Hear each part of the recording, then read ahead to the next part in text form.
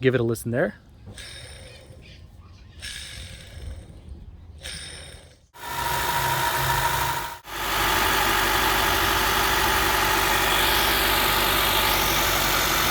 And this is how it's supposed to sound. How's it going, everyone? Welcome back. In this video, we're going to be replacing the tensioner pulley on the 2.4 four-cylinder Honda Earthdreams engines. In specific, that's going to be the Honda Accord as well as the Honda CR-V.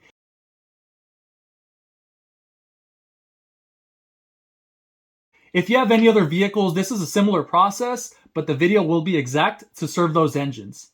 So if you've been at a red light and you have Dodge Hellcats trying to race you because they think you have a supercharger, let's get that noise fixed. So you go from before, where the engine sounds like this,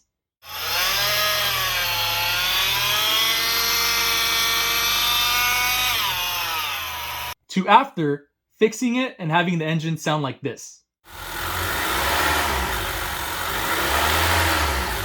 1 year ago, I actually did this service, but two things happened.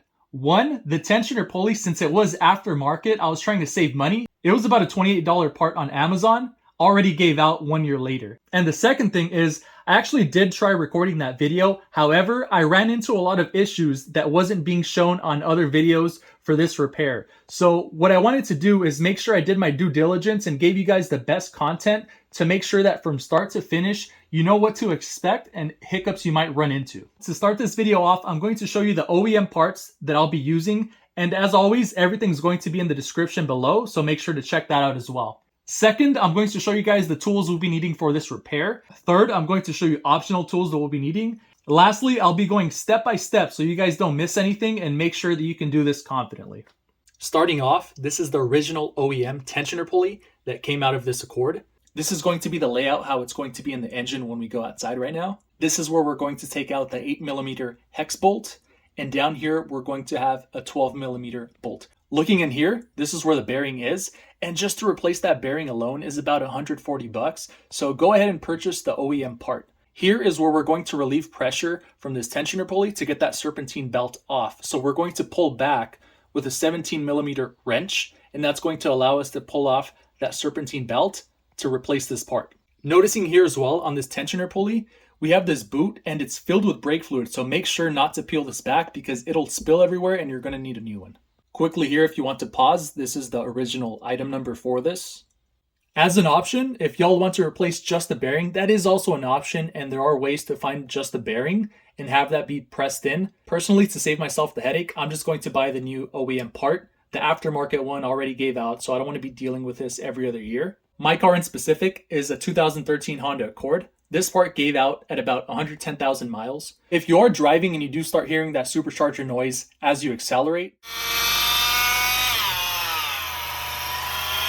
just keep in mind that it's probably good to replace this because the bearings are starting to give friction as you're driving. This part shouldn't give out on you overnight, but again, as peace of mind and to prevent any other further damage, it's best to get this replaced as soon as possible. I went to a local mechanic to get my valve cover gasket replaced. I already knew I had this noise, but sure enough, the mechanic told me that my tensioner pulley is starting to give out, and he kind of used some scare tactics to say that something very bad could happen and try to use the fear to instill me to, get him to do this service as well. But I've already done this service. It's not too hard. For the parts we'll be using here, I had these coming from Japan. Comes in a nice little box, Japanese letters on it. Let's take a closer look at the OEM tensioner pulley and the item numbers. Here we have some Japanese letters. Feel free to pause and write this down, but I'll also have this linked in the description below. And if you noticed here, this was made in Canada. It may vary depending on where you live. I've seen some from Slovakia, and this one in particular is made in Canada. One thing to look for when you do get this, notice this boot here. If you see any leakage or any sort of fluid inside, do be sure to return it because that's probably going to be this boot that lifted up. You shouldn't be dealing with that, but if you do, just keep that in mind. And again, as a bonus, because we are replacing the tensioner pulley, I'm just going to go ahead and replace the serpentine belt as well. This is recommended to change anywhere from 90,000 to 120,000 miles. Here's a closer look at the item number, and again, this will be in the description below. For those of you looking to get the OEM tensioner pulley, this is going to be about $150 at the Honda parts department at your local dealership.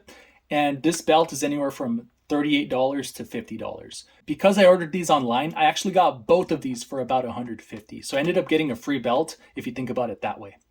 Here's a quick illustration on how the side of the engine looks with all of the pulleys, as well as how the serpentine belt runs. So feel free to draw this out for yourself, screenshot this so that you have something to reference. Just a heads up, the belt might fall off a few times. What I'm going to do in this video is remove the passenger front wheel as well as the wheel well cover so that you can have a better view of how the serpentine belt runs from the bottom.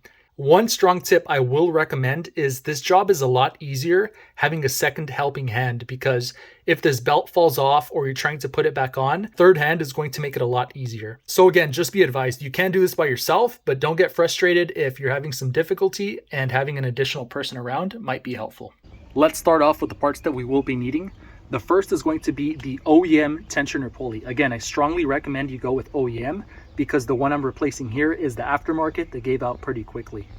We're also going to have the OEM serpentine belt. If you're watching this video just to replace the tensioner pulley, that's perfectly fine. And the tools we'll be needing is a 3/8 inch ratchet. We're going to have this 8mm hex socket that goes into the 3/8 inch ratchet. And then we have a 12mm socket as well. And then lastly, we're going to have a 17mm wrench. These are realistically the only tools we need, which is simple enough. If you do want to go ahead and purchase a serpentine belt toolkit, they have those as well. I don't think it's necessary, but it can make the job easier. Here shown, these are optional tools that will make this job a lot easier. However, they're not necessary. And the reason I have them is because, as you can see here in the engine bay, you have the serpentine belt as well as the tensioner pulley located right around there.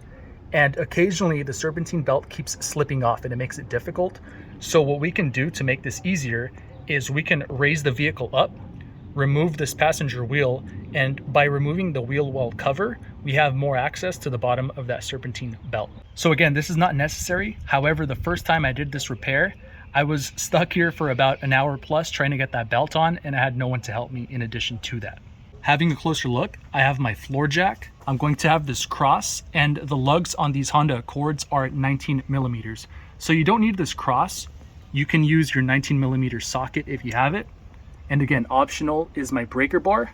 Here I'm going to have this rivet removal tool, and this is to pop off the rivets that are holding that wheel well cover. We have some universal joints, for example, like for the 12mm socket that we need to make it a little easier to get in there. And we have another wrench to give us more leverage to pry when we use that other 17mm wrench. And then here I have a jack stand, again, safety first. If y'all don't have a floor jack and a jack stand, you do have the scissor jack that comes with the Accord in the trunk for the flat tire repair. However, keep in mind it's not the best method, and you want to put the tire under the frame just in case that thing gives out. You're going to have your standard hole here. However, you're going to notice from the side there that this prop rod gets right in the way. So we want to put it into the service mode. And this is what's pretty cool about Honda, is that it has two holes. The second one's going to lift the hood all the way out of the way.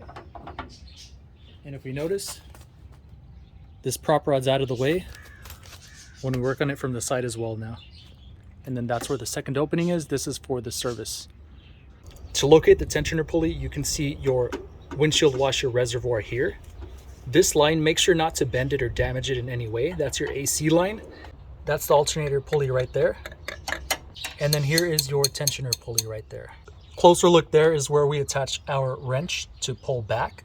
And here we have a look from the front of the vehicle. What I like to do is get this radiator reservoir out of the way. If you just lift up, this removes very easily. You can see it pops out of the way there. We have this little railing, and that railing attaches there. Very easy to pop on and off.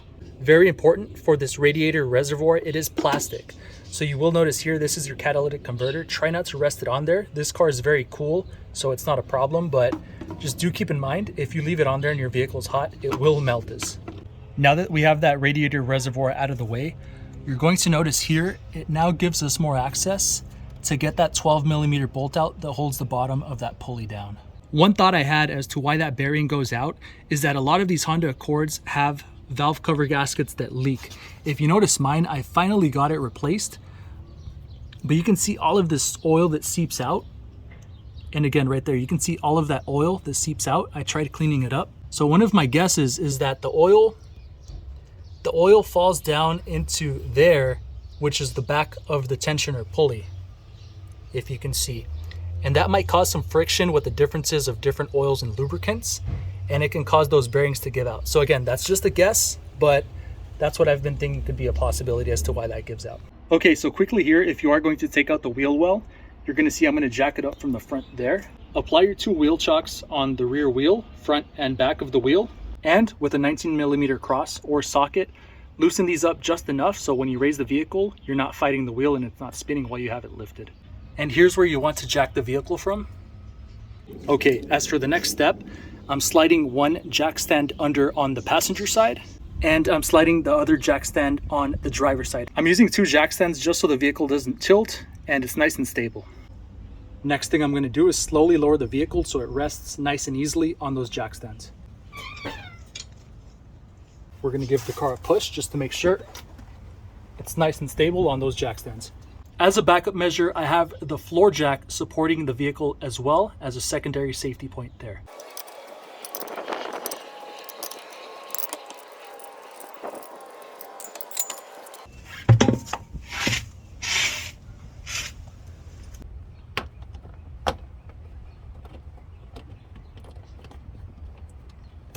And then just right under the frame right here, there's another rivet as well. With these 2 rivets removed, we can now pull this out of the way. And now you can see your crank pulley there, as well as your serpentine belt on the bottom. This is a huge help because on the bottom too, it tends to slip off and it's hard to get your hand down there. So you can have a second person down here or even just yourself just to make sure it's aligned on the bottom. Sweet, so let's have another look. We pull this down and out of the way. We're going to have our crank pulley there. Here is our serpentine belt, and then looking in a bit more, this is going to be your AC compressor. So again, quickly, the reason why I'm removing the wheel and everything is just in case you need to get under here and have that extra little push for the serpentine belt, this is a way to do it. For those of you that just want to do it from above the hood, by all means, that's a much quicker way. Okay, so now our next step with a 17mm, we want to hook on that pull point on the tensioner pulley, and we're going to pull back to alleviate pressure, give some slack so we can pull the serpentine belt off. One of the methods that can be done is we can use the 17mm with the open wrench facing up, and we can hook like this to give us additional leverage. Be advised, since this wrench is not that long, it's going to take more leverage to pull this back, but it can be done. And then with your spare hand, you can pull the serpentine belt off. Just try not to get your fingers caught under the serpentine belt and the tensioner pulley.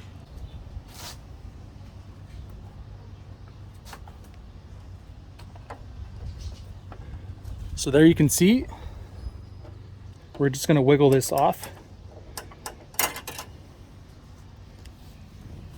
Now I got the serpentine belt off of the tensioner pulley. So I'm going to get the serpentine belt out of the way. And because I'm replacing the serpentine belts, I'm going to get it out of the way completely. You're going to notice here it kind of gets caught between the AC line, so I'm just going to bend it a bit. And now it's out of the way back here. And if y'all could see that hole right there, that's where we slide in our 8mm hex socket. Let me zoom out. Make sure to attach the hex to your 3/8 inch socket first. And then we're going to switch it to lefty-loosey. We want the hex on our ratchet because if we try to do it in there, it's going to be almost impossible to try it. I'm using this additional pipe as a breaker bar.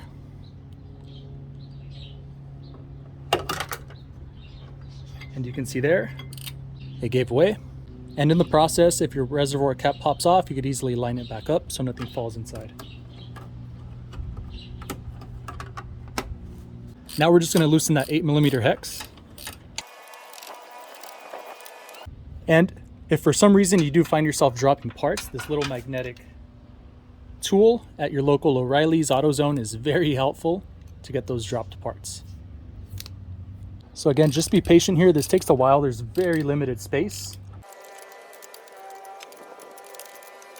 You can see the 12mm down here.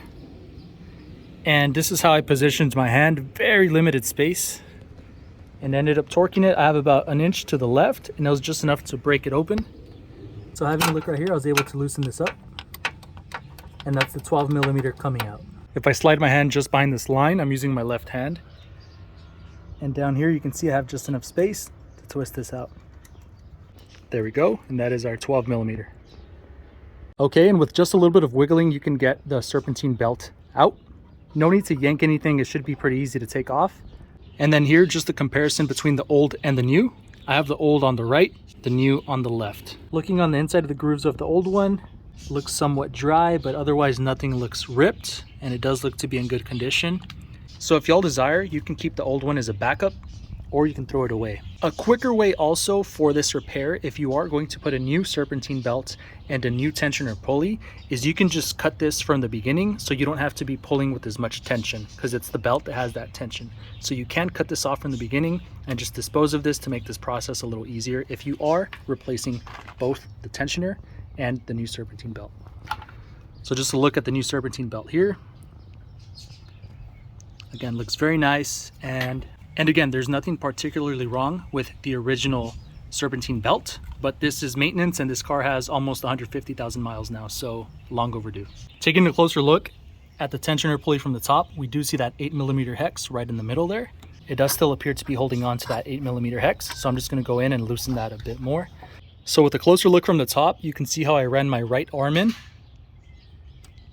and I was able to remove the ratchet, but make sure to use two hands so that you don't drop this 8mm hex socket, and you could use your left hand to assist in spinning this.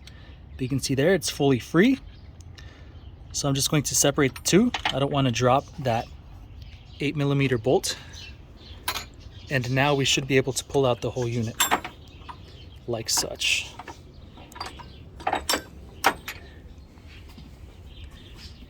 And there are two ways to pull it out. You can pull it out through the top here. I'm going to try from the back end here since I have a lot of space by getting that reservoir out of the way. I'm just going to pull it down there. And then pull it up. And out through here. As y'all saw, I dropped this 8mm hex piece when I was pulling it out. One of the things you can do is, while this hex is still in there, you can put a little piece of tape so it doesn't fall out when you're pulling this out. So again, this is what that 8mm hex looks like. And one of the other perks of raising the vehicle like this is that if you do drop it to the bottom and for some reason this magnet tool, you can't get it, you can easily go under the vehicle and then just very easily remove some of the plastics from under, and it should drop out quite easily. Here now we're looking at the aftermarket tensioner pulley that I got off Amazon. Again, nothing particular wrong with it. But if you notice here, this was one of my first issues. Even when I was first installing this one after I replaced the original one that gave out, this aftermarket one has a much softer metal around this part, and this could very easily break off. If you notice there's a crack. So we came very close to this piece cracking off, and that would have been a real nightmare. We probably would have had to cut the serpentine belt. And again, because I was replacing that, there's no particular issue.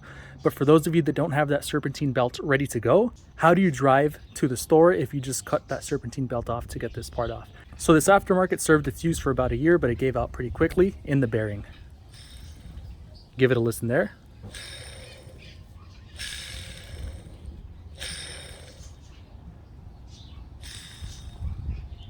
And this is how it's supposed to sound.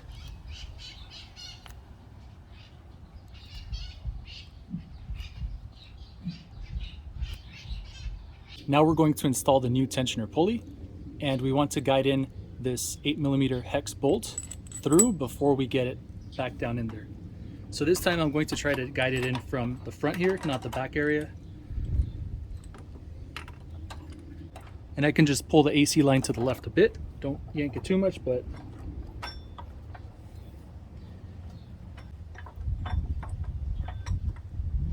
perfect. Perfect. So now that I got it to fall in, I'm going to align the hole with the 8mm hex and start trying to tighten that. I can feel the 8mm hex starting to thread, and I'm just spinning it to the right so that I hand tighten as much as I could, and then I'll come in with the ratchet to finish tightening that off. Let's remove our 8mm hex socket. Make sure not to drop that. We're going to attach it to our ratchet, and now we're going to do righty-tighty. Pound-feet specs are right here. And no need to over tighten this, just make sure it's nice and snug.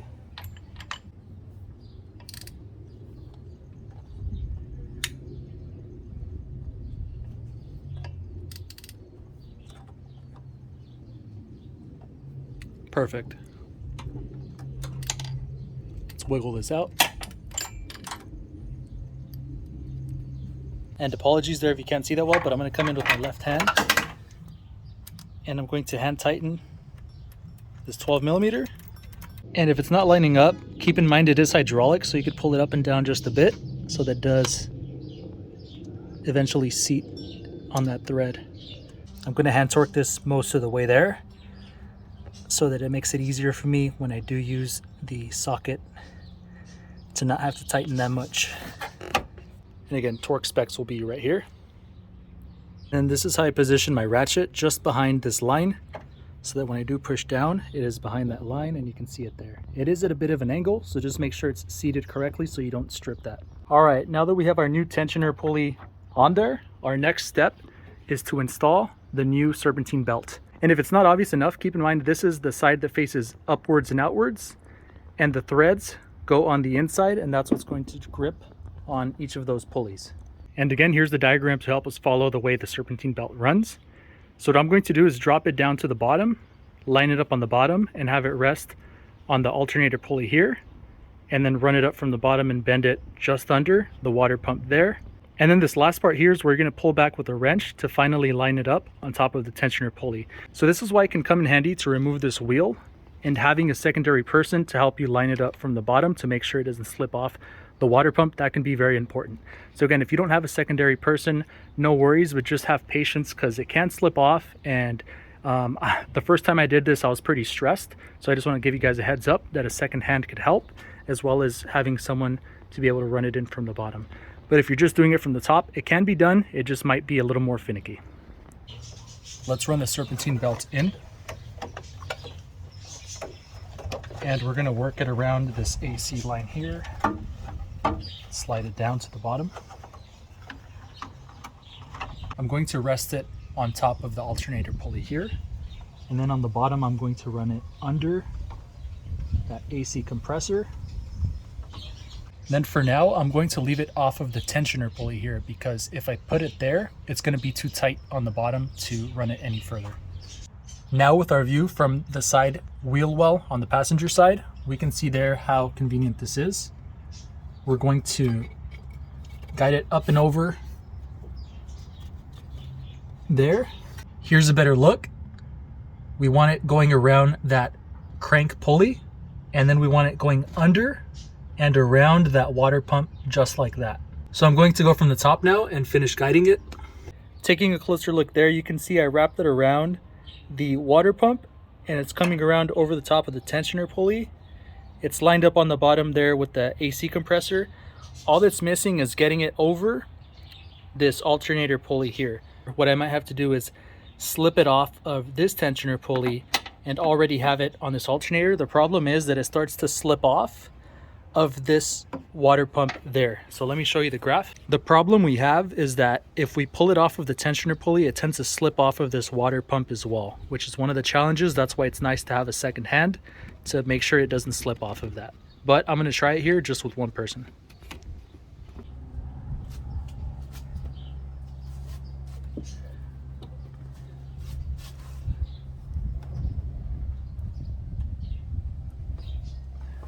Awesome. It's aligned there. Apologies, I forgot to start the video, but I ended up doing this method, which is hooking here and using this for extra leverage, which really makes a difference. So now we have the serpentine belt running under and around that water pump and then over just like that, which is how we want it. And I'm going to look there just to make sure it's nice and aligned.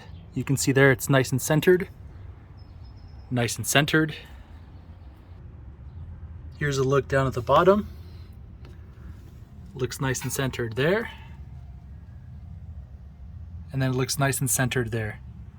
Next thing I'm going to do is turn the car on and make sure that this is nice and even, that there's no wobble in it, or that it's not making any weird noises.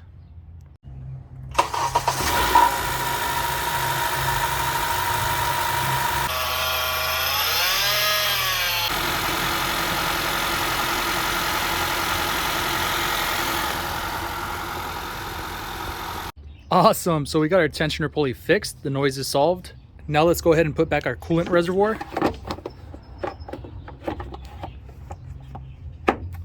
nice and secure there. It's aligned on the rails. On the passenger wheel well, we're going to reattach this cover. And we have 2 of these rivets that we're going to reattach. There's one, and there's the second one. Let's go ahead and reattach our wheel. Hand torque your lugs.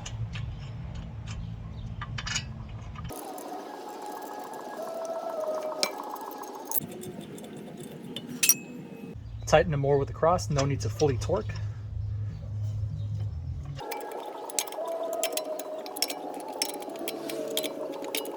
Awesome, now let's jack the car up and get those jack stands out.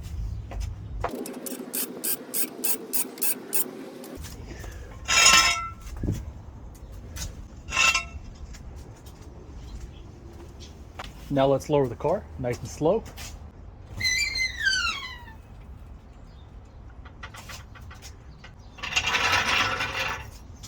Don't forget to remove the wheel chocks. So again, here on the left is my OEM pulley that lasted about 120,000 miles. And here on the right, this one lasted about 20,000 miles. So I know people want to save money. I'm in that same boat, but OEM is the part to go because this one's going to give out and you're going to have to go through this ordeal sooner rather than later. And in addition, you can see there, when I'm using the wrench to take this off, so much metal stripped off there. And this was so close to cracking. And if you don't have a backup serpentine belt, you're going to be in quite of a nightmare situation. So here you can see this one's much more durable, the metal that they use on this. Again, nothing wrong with this one, but it's just not to the same quality as the OEM spec. This belt looks good to me, however, I don't need it. For those of you that want to keep this as a spare, you want to put it somewhere in the garage, just inspect it, make sure there are no tears or rips, and the inside grooves are nice and consistent and there's no cracking going on in there. Alright everyone, and thank you for watching if you've made it this far. I hope this video serves of great use and it saves you a couple $100 at the very least. Also, hopefully this video can help you diagnose the problem, and if you do think this job is too difficult for you, don't hesitate to go to your local mechanic so that they could do this for you. With that said, drop any comments below. Have a great day, have a great evening, Striker out.